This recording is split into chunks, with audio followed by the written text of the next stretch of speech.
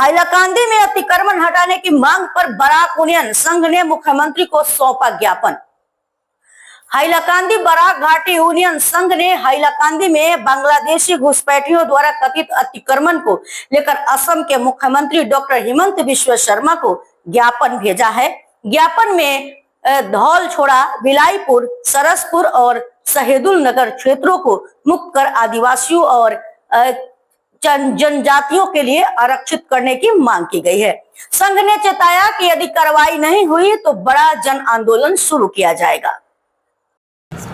नमस्कार, आज के আমরা বরাক উপত্যকা উন্নয়ন সংঘের তরফ থেকে মাননীয় মুখ্যমন্ত্রী ডক্টর হিমন্ত বিশ্ব শর্মার উদ্দেশ্যে হাইলাকান্দি ডিসি কে একটা স্মারকপত্র প্রেরিত করি, যেটার মূল বিষয় হচ্ছে বিলাইপুর, দলছড়া আর সরসপুরের কিছু এলাকা যেগুলোতে মানে অবৈধ দখল রয়েছে।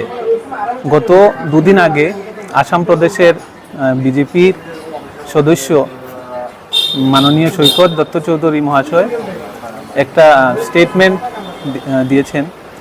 ওই স্টেটমেন্টটাকে আমরা সমর্থন করি, আর যার পরিপ্রেক্ষিতে আজকে আমরা এই মেমোরেন্ডামটা হাইলাকান্দি ডিসির কাছে মানে প্রস্থান করি।